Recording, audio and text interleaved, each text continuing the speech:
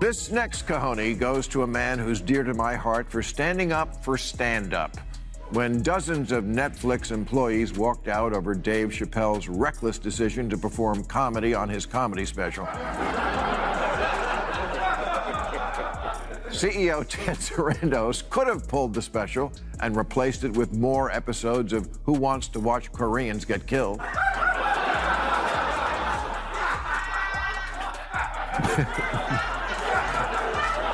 But instead, he reminded his Netflix employees that comedy exists to push boundaries and told them if you'd find it hard to support our content breadth, Netflix may not be the best place for you.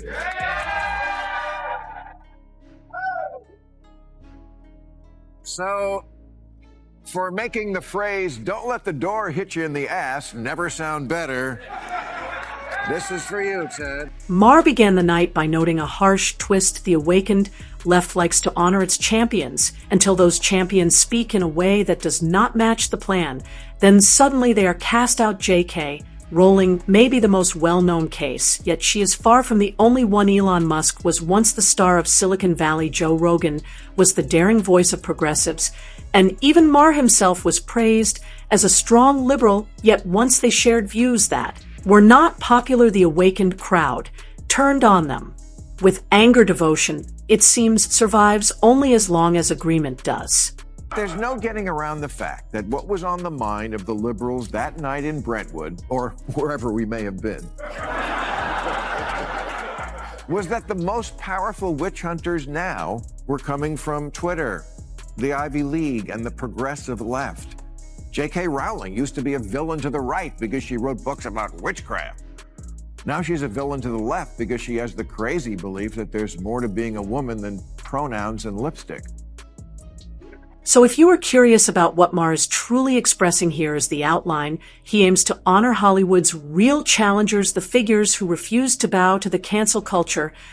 These are the ones who did not beg, did not offer polished public relations apologies, and did not erase their words simply to calm the crowd. Instead, they pushed back, held their stance, and reminded all that free expression still has value even inside Hollywood's chamber of repetition. Maher is basically praising the uncommon few who did not trade their integrity for approval, and in the current atmosphere, that level of resistance merits a full ovation. So that was the point of the evening. How do we take a stand against cancel culture? And I suggested, since we were mostly all in show business, that we start an award show to honor the brave people who have fought back. Well, I got to tell you, the idea was met with great enthusiasm by everyone. And in short order, different people were suggesting the ways that their varied talents could be put to use. And then, of course, being Hollywood, nothing happened.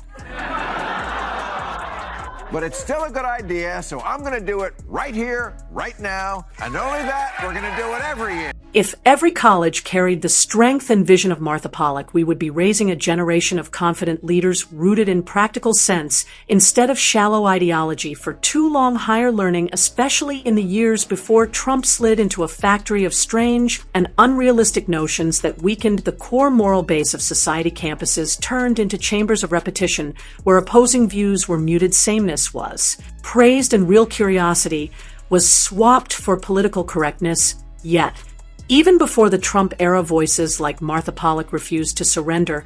She held strong against the swelling wave of woke ideas, guarding the honesty of education. That bravery, rare as it is, makes her deserving of the respect Maher is offering. First award goes to the president of my alma mater, Cornell University, Martha Pollack. This month, students there demanded trigger warnings before all the lectures in case any of the adult subjects you specifically went to college to learn about came up. And Martha said, yeah, no, we're not doing that. She didn't cave in or hire a new dean of sensitivity. She just said, no, college is for introducing you to new ideas, not for kissing your and making you feel wonderful and always right. When you look closely at the level of wild behavior in today's younger crowd, it is nearly impossible not to be shocked. On one side, they take pride in being daring, free, and openly bold, engaging in actions that would have left their grandparents speechless. Yet on the other side, these same young people fall apart over the smallest spoken slight, the kinds of degrading and shocking things they do to each other in the name of love or expression are astonishing. And still, a single phrase, a joke, or even a different viewpoint can push them into outrage. The double standard is striking, and the irony is almost too heavy to grasp. Taking a brunch with your parents. I'm just amazed at how this generation can simultaneously be too sensitive for anything distasteful and somehow also so into eating. So, Cornell, I present you with these balls. I sure could have used them when I was... I recall the Trader Joe's story as if it happened just yesterday. The crowd on Twitter came after them with fury, demanding apologies, begging, and instant retraining. Everyone assumed the company would fold under the weight, since that is what most businesses do now. They released drawn-out statements soaked in guilt, and they changed their image into nothingness. But Trader Joe's did what no one thought. They held firm. They would not join the cancel culture show, and the result, nothing ended. Sales stayed strong. Customers did not walk away in anger. Why? Because most people recognized the foolishness. After all, there was nothing at all insulting about calling a product Trader Jose. It was obviously lighthearted marketing, not an act of hate. By refusing to say sorry for something that did not call for regret, Trader Joe's showed that at times simple logic and bravery are all that is needed to succeed. Our next award goes to the place where many Cornell grads will be working next year, Trader Joe's.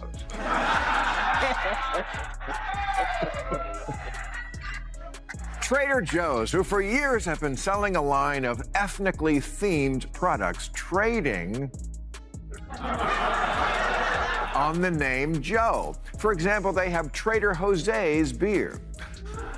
So, of course, one teenager on Twitter heard the word Jose and said it was racist, and then there was a petition, and then Trader Joe's management did the right thing. They burnt down all their stores and killed themselves.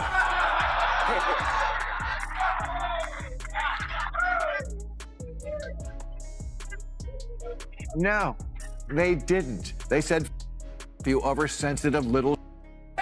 Trader Joe's earns every bit of praise for holding strong against the so-called woke crowd in a time when most companies panic at the first sign of online anger. Trader Joe's proved that bravery still brings reward. Their stand is a clear reminder that anyone can resist and still come out ahead. The crowd is not as powerful as it claims to be. They are not an unbeatable force, only a small group of loud, always offended voices shouting into nothing, especially on Twitter. And once you see that their influence disappears, Trader Joe's showed exactly how it should be done. Life and a sense of humor, and released this statement. We disagree that any of these labels are racist, and we do not make decisions based on petitions. You see how easy it is? So to the home of the 19-cent banana, here, have some nuts.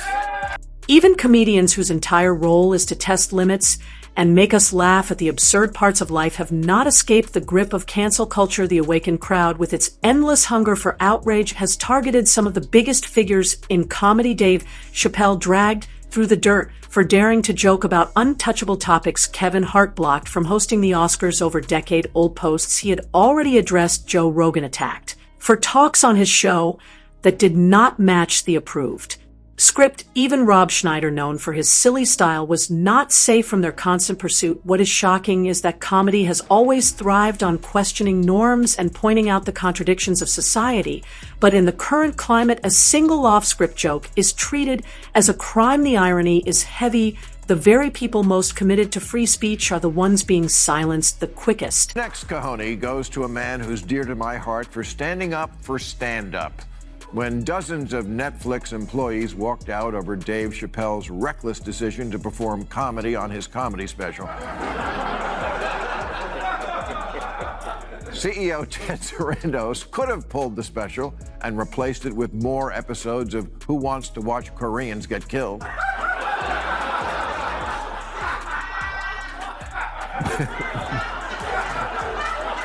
But instead, he reminded his Netflix employees that comedy exists to push boundaries and told them if you'd find it hard to support our content breadth, Netflix may not be the best place for you.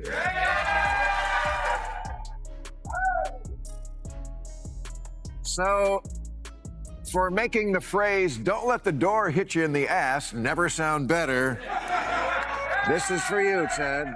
Maher did not hold back when he reminded Hollywood stars that standing firm against the woke crowd is not a career-ending move. Too many actors and entertainers live in constant worry of online outrage, scared that a trending tag will wipe out everything they built. But Maher explained it clearly: at worst you deal with a wave of empty Twitter rants for a day or two, and then the crowd shifts to another target. Careers are not destroyed by a few angry posts, they are destroyed by fear and silence. The real risk comes from giving up your voice just to satisfy a group that will never truly be content. Maher's point was direct, yet strong. Stop begging, stop apologizing for simple reason, and stop letting fear control the truth you speak. In the end, people value bravery far more than staged obedience. When movie lovers get together these days, one phrase that comes up a lot and always makes me sad is, "Yeah, you couldn't make that one today." Top of that list is the great Tropic Thunder, which the scolds have been after for years. But in February, Ben Stiller tweeted, "I make no apologies for Tropic Thunder. It's always been a controversial movie since when we opened, proud of it and the work everyone did on it." See, people, it's not that hard. He said it, and he still got a commercial. And the lesson is, if you stand up to the mob for just a day or two, their shallow, impatient, immature, smartphone-driven, gerbil minds will forget about it and go on to the next nothing burger, and you still will have your cojones. Maher then turned his focus straight at the Hollywood figures who love to pose as bold, but collapse when true courage is called for. Remember the wave of celebrities who swore again and again they would leave America if Trump ever won the presidency. They made loud promises on late-night shows, red carpets, and Twitter feeds declaring exile in the name of principle. Yet 9 months into Trump's presidency, where were they? Still in Hollywood, still drinking champagne, still enjoying life under the very leadership they called unbearable. Not a single moving truck anywhere. Maher named it clearly pure, raw hypocrisy, empty threats for cheers, empty words for attention. If you're going to shout about resistance, at least follow through. Otherwise, it is all acting, a script made for cameras, not a stance built on belief. Lee Cyrus once said, "I am moving if Trump is my president. I don't say things I don't mean." Here she is looking miserable, having to endure America at the Grammys last Sunday.